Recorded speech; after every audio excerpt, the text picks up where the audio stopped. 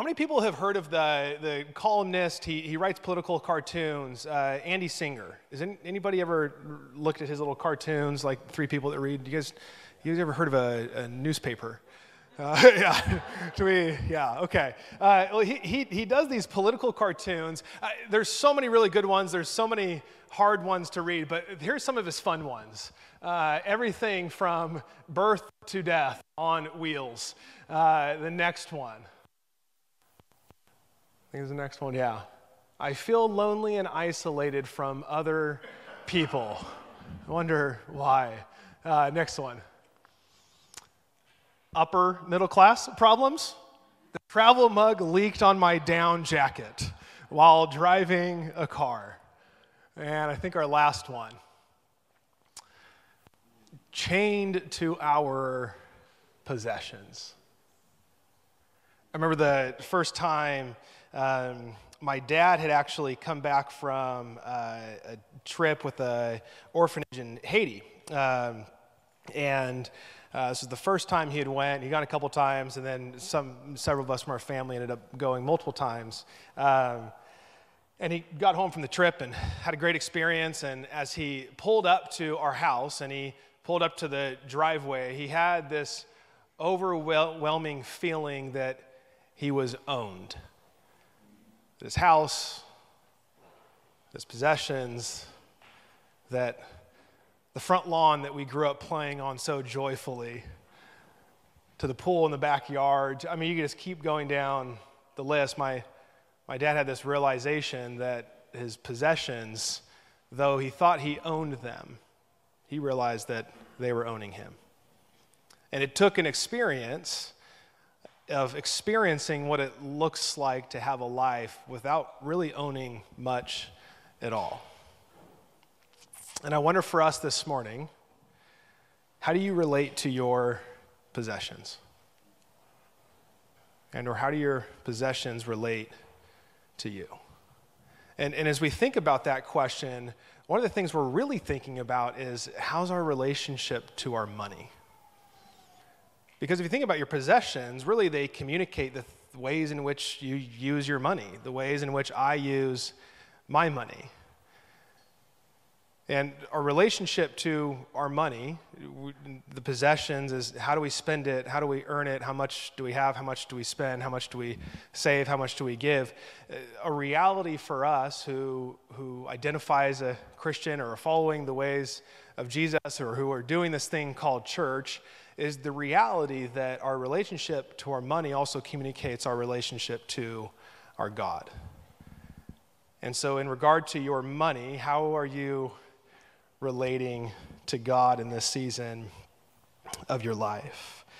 What I want to do today is kick off a 4-part series called Trust Fall, where in a season of life right now, I don't know about you, but every time you pull up to the pump, every time you check out at their grocery store, every time you get an annual notification that the price on this subscription or that subscription has increased at minimum, and then you look at the geopolitical climate and you look at inflation rates and you look at the investment stocks going down. I mean, as you just kind of keep playing out the realities of our world right now, that there's things going on that should, and I'm certainly do, provoke uncertainty in you.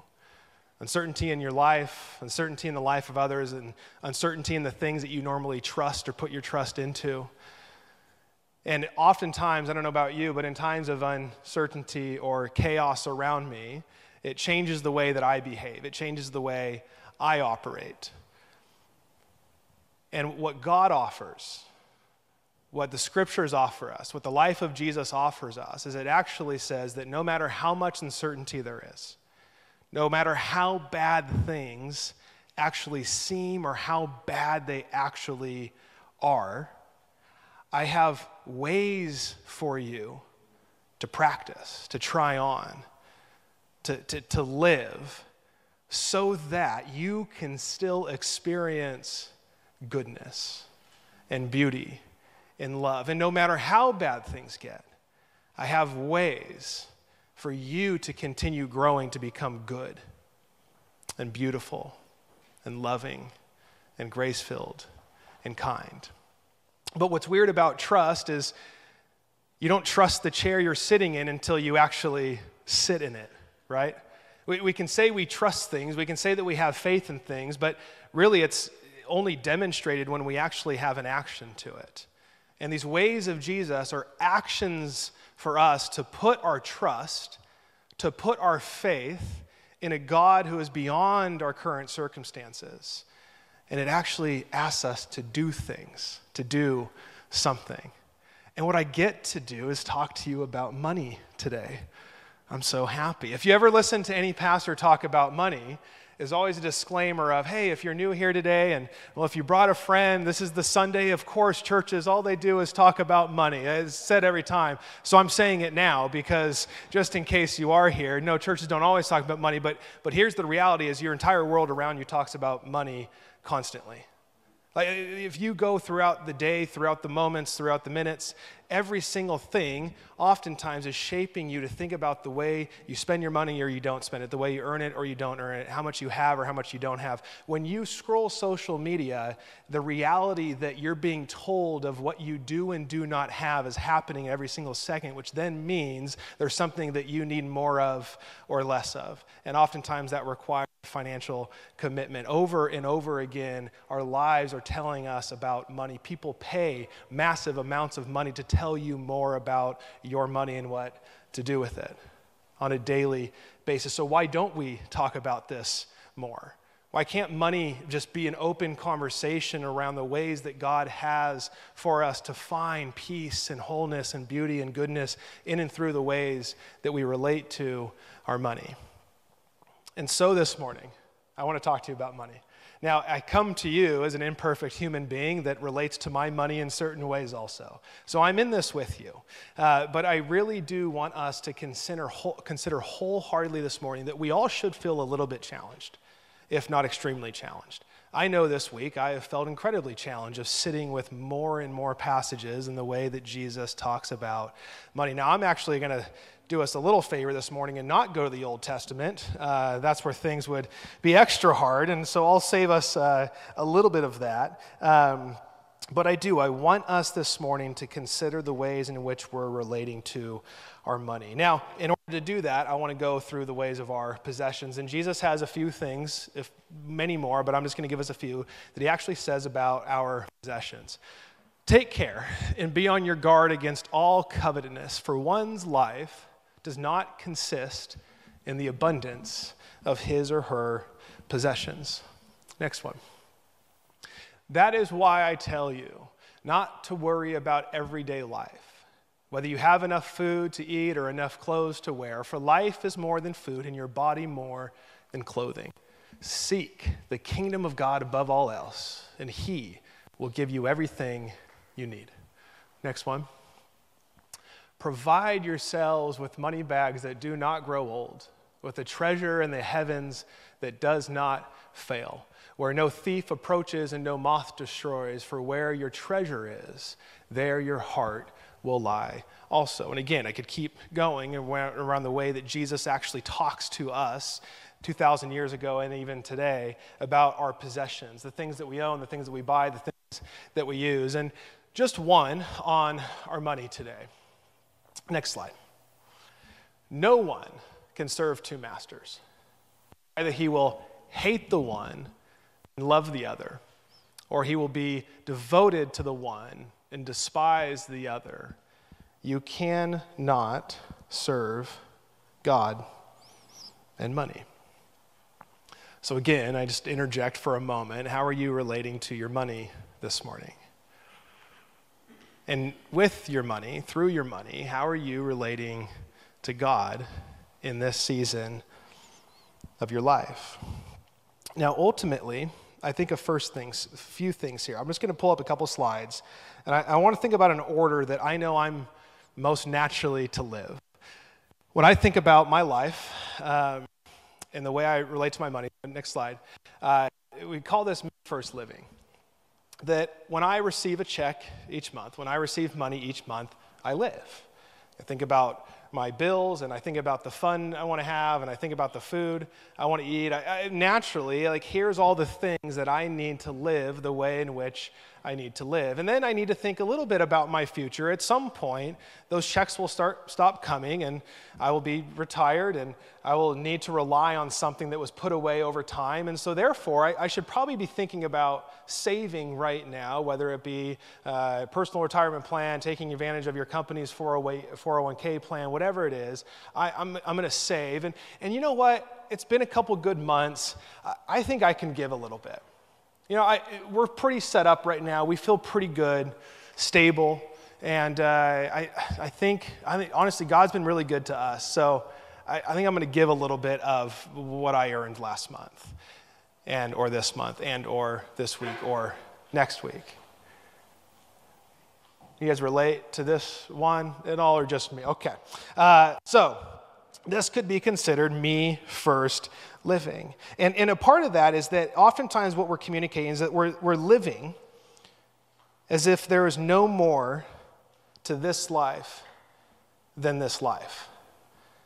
We're living as if everything that matters, everything that's important, everything that is meaningful to our life is happening right now in this moment, that there's nothing actually beyond this moment, this time, this life. And what we're communicating by living first for ourselves is that the only thing that matters is now, and the thing that matters most is me. And we're also living as if God has no interest in our finances. We're living as if God does his thing when we need him to, and God's out there doing sometimes who knows what. Seems like he could be doing more with how bad things are. And we just kind of go on with our life in certain ways. And again, we try to relate in other ways. We do this thing on Sundays where we gather and we sing and we listen to some random dude hold a microphone and be embarrassed about talking about money. Like we do this, and then we try to serve, and we try to give, and we try to forgive people, and we're doing all these things, yet oftentimes we're not thinking about the thing that kind of communicates most our priorities is actually where we spend our money, how we spend our time. If we were to look back at our calendar and our checkbooks, we oftentimes see what we prioritize most, don't we? If someone didn't know you and they just saw your bank account, what would they think you prioritize most in your life right now? If they look back at your calendar, what would they say that you prioritize most in your life right now? And so oftentimes we naturally just operate in a way that first, I matter most, and that two, that God has no interest in my finances. Of course, that is until we need him to have some interest. And it seems to be that Jesus is communicating throughout the scriptures, just again in the few that I showed you and plenty more, that it's actually flipped. That there's a way that we can actually live with God first. And what he communicates over and over again is that it looks like a life that gives first, that saves second, and then lives third. That gives first, that saves second, and then lives third. Now, what's interesting about this, when we put the giving first, is it bugging you guys also? Because it's bugging me. I swear I showered. Somebody, if you smack me in the head, I know why, and it's completely justified. For you in the back row, there's a fly swirling my head. But as we think through this first, I think oftentimes, I don't know if you ever feel this, but it's like, I mean, does God really need my money? Why does this matter so much? And I can keep doing my thing with it and still have a great relationship with God. But what's oftentimes clear over and over again also is that God is not necessarily like specifically interested in your money, the amount of it, what you do and how much or how little, those kind of things. He's most interested in you. And I don't know about you, but money is oftentimes the thing that I think about most outside of any other thing in life. Because most things that you're doing and you're up to cost money. Money is weaved in and out of your life in almost every single way. And it seems that Jesus is paying attention to maybe the thing that you can depend on more than God in your life. above all else, that you and I, think about this, when you have more money in your bank account, how secure do you feel in yourself? When you have zero and somehow it's going to negatives, how insecure do you feel in life? That right there would tell us that we have a high dependence on our finances. And he's not necessarily needing your money, though I'm sure there's plenty that do need our money. He wants you. He wants more of you. He wants you and I to depend on him. And here's the deal. We're very quick to give things to God. We're very quick to give our sins and our sorrows to God. Aren't we? Like, man, I am so glad that God forgives me for the things that I have done in my life. God, forgive me, please. Take this, take that, make me whole, wash me clean. God, forgive me. God, this is tragic. God, I'm in grief. God, this is terrible. Will you comfort me? Will you draw near? Will you heal? Oh, we are quick to give him our sins and our sorrows. And then we're quick to give him our money problems, right? We're good until things get bad. It's like, God, help. Things aren't going well financially. Or, man, I got that opportunity for the promotion coming up here in a couple of weeks. Hey, can you guys be praying for me? I got a chance to get a pay raise, and I would really like that. But like, when we need him, we invite him into our finances, but are we actually placing him first with our finances, or is it only when it seems most convenient for us? You guys feeling all right? I don't. This is the worst. It's the absolute worst. It's so real, though. If you did a practice, here's a fun one. And when I say fun, it's not fun at all. Like if you were right now to calculate, if someone was to walk up and just hand you off like this massive, like the old like fax machines that would keep printing the paper and like it just gets longer and longer. If they just like threw that at you and extended it and they showed you all the money you've ever wasted in your life before, like the things, like the stupid things you've bought, the things you just like spent more on than you should have. I mean, how much money would that be? I don't want to know, but like it's a lot of stinking money. You and I and everyone, the amount of money that we waste. If you were to think about that right now, how much money you've wasted in your life. And then someone came along and said, hey, what I want to do is actually write you a check for that amount. You have to give it all away though. Would you have any regrets? I regret wasting money. Oh my gosh, so many times. I've never regretted giving money away. I sat with it this week. I literally thought through instances of small giving and big giving. And there's sometimes, it's hard. Like, man, we don't have extra, but like this is a lot. No one's ever given me this much money before. Don't even regret those. I don't have regret for ever giving money, but man, do I regret wasting money, and gosh, is it a lot of money. So if you were to do that right now, and someone was to hand you back a check and said, man, go give it away, you would like the redemption in that. The restoration that would happen of like, oh my gosh, I didn't waste all that money. It went towards something that helps, that serves, that restores, that heals, that binds. So many things that could come from our money. So the question for us simply this morning, are you motivated by money or motivated by mission? Another way to say that, maybe in plain terms, is do you want more stuff or do you want more stories? Like in your life, are you living for more things or are you living for more stories? Living for more possessions or are you living for more people? Are you living for more stuff or are you living for more stories? Stories of impact. Stories of people's lives who are being changed. Stories of people who otherwise have no means and have no hope and have no positive outlook. Yeah, I don't know about you, but I tend to kind of follow my money. So like if I spend it somewhere, I tend to be more committed to that place or that thing right? You have your favorite store, you have your favorite fast food, you have your favorite Amazon. You just tend to use the things, follow the things, do the things of where you've placed your money.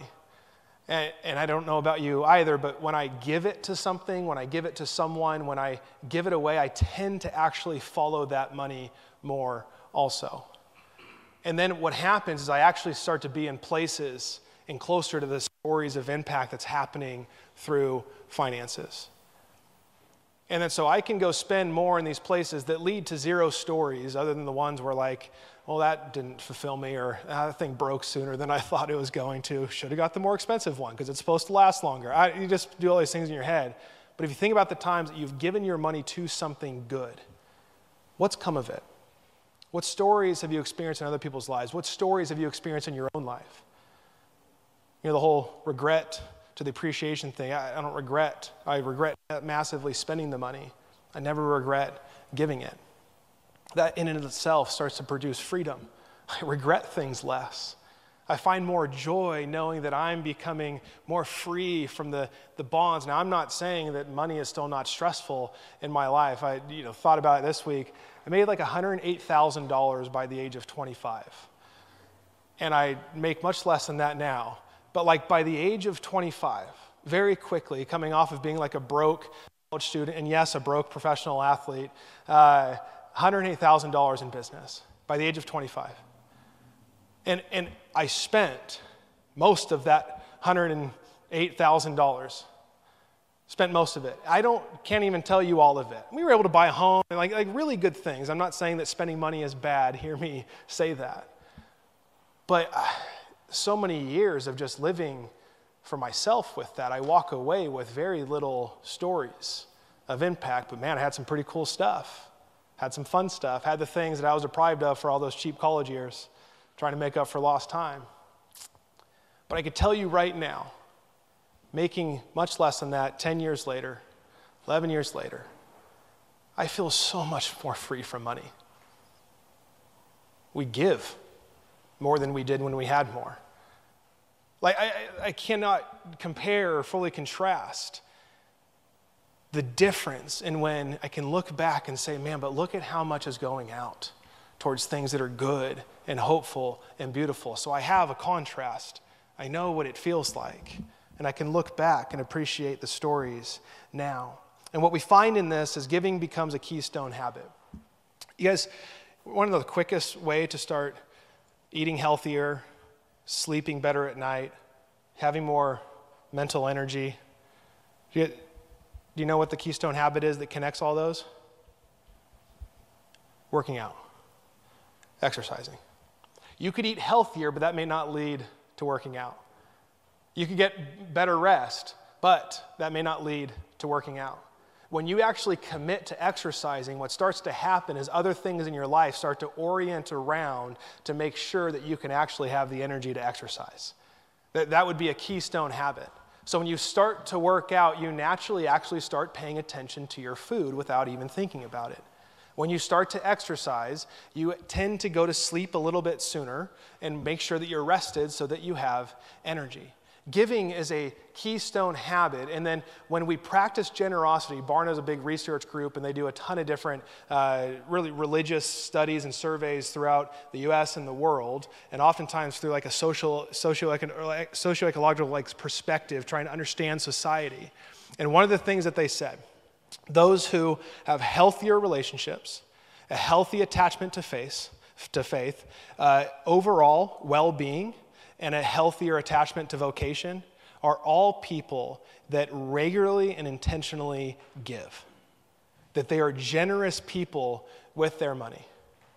I mean, I'm talking 20, 30, 40% more than those who do not commit to regularly giving of their money.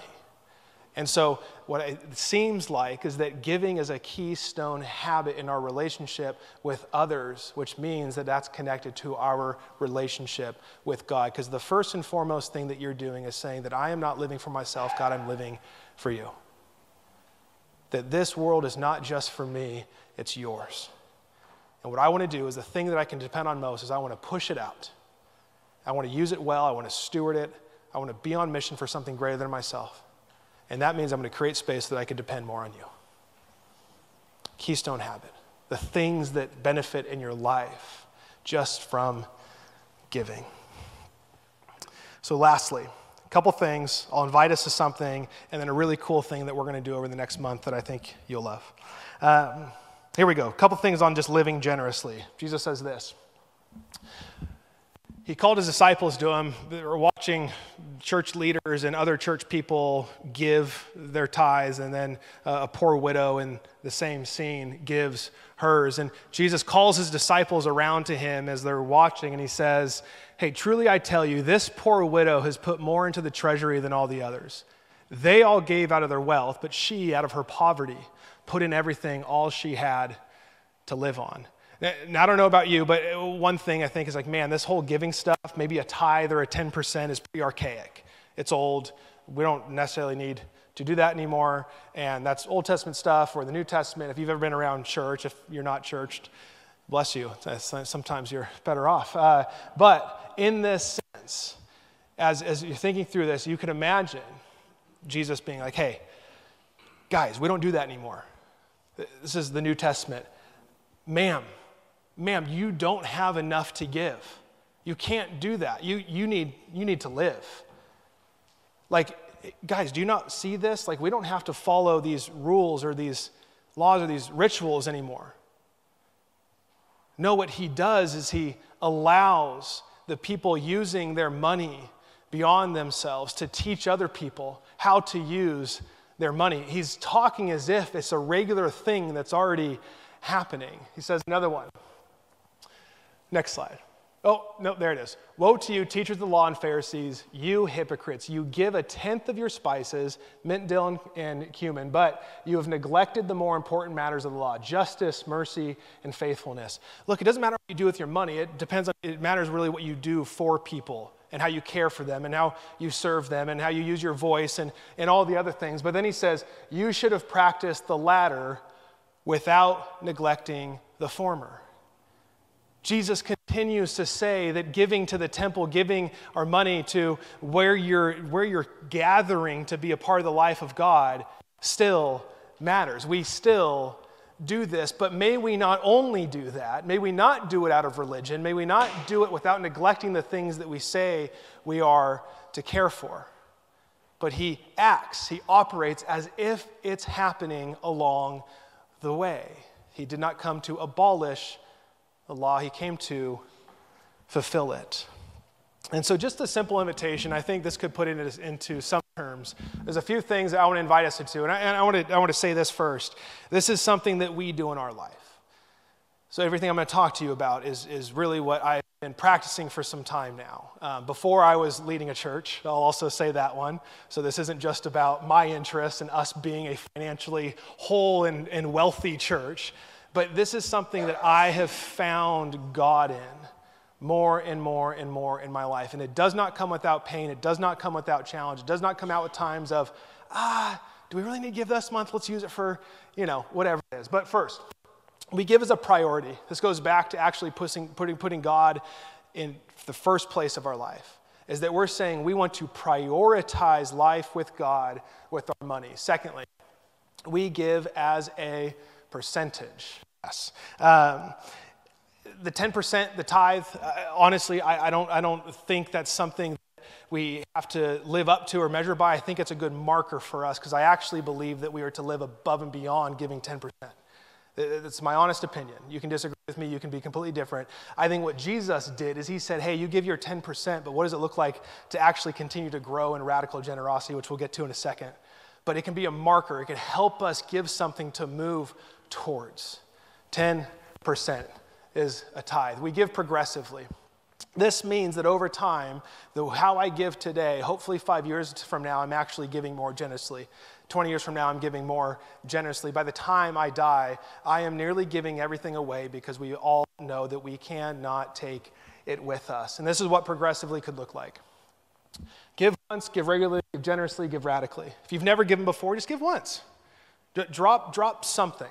Put a dollar in, whether it to be the church or to something else. Just write a check. Feel the pain of giving something away. And then secondly, give regularly. Up that. Man, I gave last month a little bit. I'm actually going to do it again this month. And then I'm going to do it again the next month. Then I'm going to do it again the next month. I'm going to do it every time a check comes in. And then we move towards generosity, which I would say is the 10%. That would be generous giving out of our lives because we're actually really committing to God in that sense. And lastly, give radically.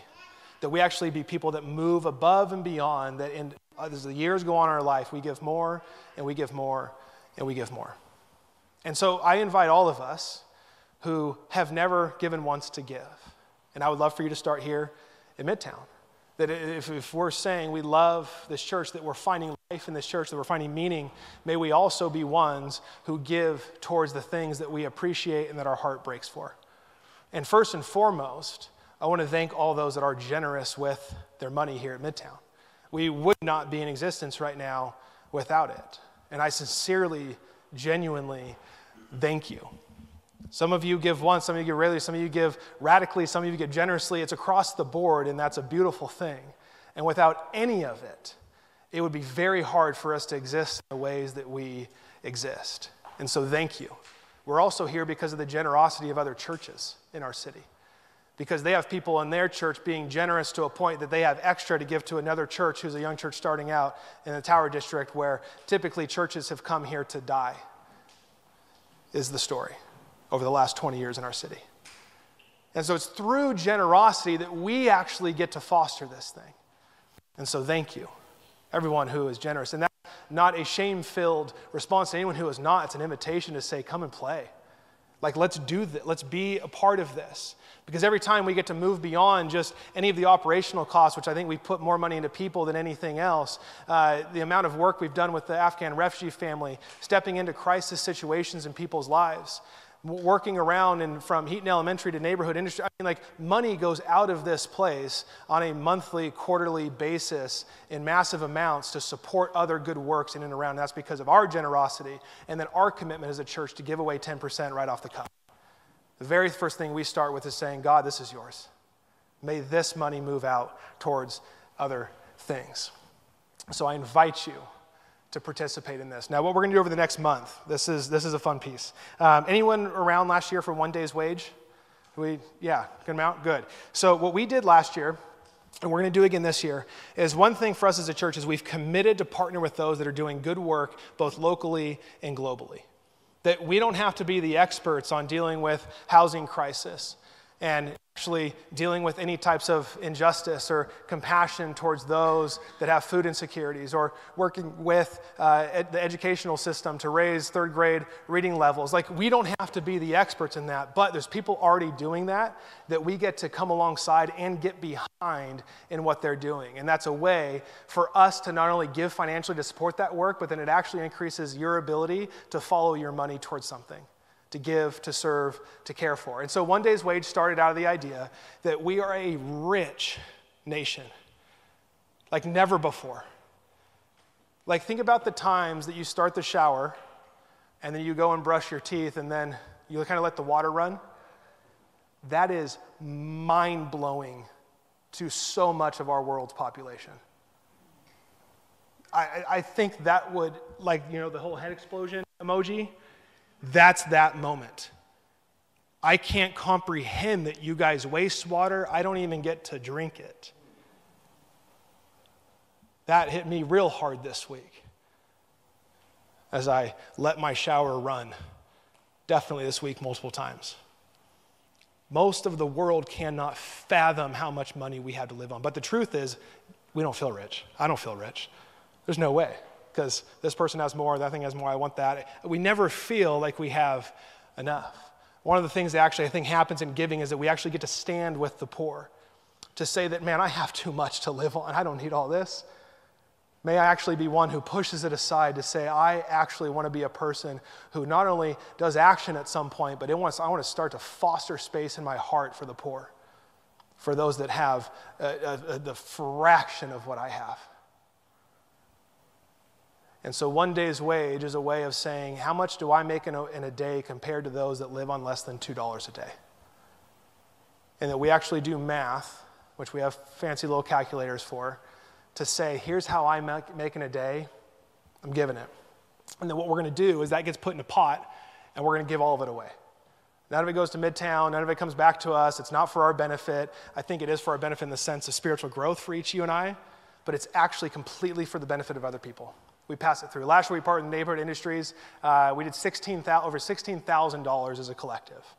How cool is that? Like, we literally got to just write a $16,000 check, go and support the staff at Neighborhood Industries, who they have about 60 employees who have barriers to employment. And then not only did we give that money to help provide for them in the December season, but then we actually served at their staff Christmas party so that they could have a great time together. So we actually got to follow our money into relationally serving them, which was an absolute blast. And so what we want to do this year over the next number of weeks is we have 3 organizations that we have picked. Each of them provide us an opportunity to follow up with our feet. So we can partner with these, and you're going to learn about each one over the next 3 weeks. So the first 3 Sundays, the 5th, the 12th, and the 19th, they're going to come in, they'll tell about who they are, and then collectively each week we will keep giving to one day's wage, and by the end, we'll split the pot in 3 ways, and it'll go to each of these organizations. Central Valley Justice Coalition, involved in human trafficking work, WAVES, West African Vocational Schools, training and equipping those to have employment in Guinea-Bissau and other countries, and then Live Again Fresno, who does work over here on Motel Drive right off the 99, with over 300 students in their after-school programs who have hard lives. And then each of these have an opportunity for you to follow up, to say, man, I'm so grateful for that work, or man, that work breaks my heart. I want to get involved. But may it start with us being a people that practice financial generosity. And then may we follow that up. May we follow that up. I'm going to invite the worship team up. We're going to go into communion here in a second. As they start playing, I think there's a couple questions for us to close out.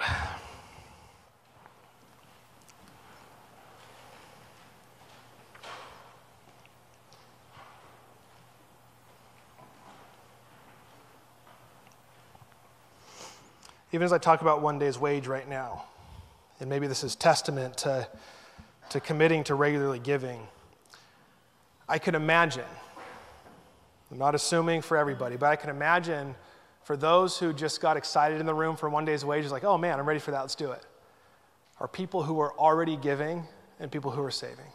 Because you're like, oh man, I'm prepared for this. It's hard to be spontaneous when we aren't actually already doing the thing. And for those that maybe we're not giving, one day's wage becomes a little bit scary. Now, I'll be honest, I think I sit between both, where we give over 10% of our income, and yet one day's wage is still like we're working in the saving to living ratio category right now. We want to be saving more than we're living, feel great in giving. But there's still some changes to be made in that season, so that when things like this come up, we're like, oh my gosh, absolutely, one day, here you go, no problem. So I can imagine if you're already giving, you feel a little bit more room. You feel like you have the capacity for it. I can remember early on, someone in our church had a need come up right after a Sunday morning gathering. We had $3,000 in our bank account at the point, and the cost to what they needed was $1,200. And I remember calling Caitlin and being like, I don't know why. This makes 0 sense. I'm about to give away half of what we have in our bank account with no idea when it's going to get replenished. And I called her and I said, hey, would you be okay if we did this? I can't ignore this. And so I went with the person to the thing and wrote a $1,200 check. I still can't fully explain why or ultimately what it did, but I knew in that moment that this was an opportunity for me to practice my faith, to say that I depend on something greater, and that I want to live for stories more than my stuff. And I can still remember the tension of that moment and the joy to see the other side and the freedom to feel inside to be like, man, my money does not have a grip on me. It does not dictate what I get to do in life. It does not get to tell me I don't have enough of it and all I need is more, and that's where I'm going to find happiness. And man, I stand here today to say it's hard. I feel like we have less than we ever have. And yeah, there's stressful moments along the way, but the stories I get to see week in and week out, in you even, because I believe in this place. So 10% every month goes right to Midtown. because I'd rather be doing nothing else.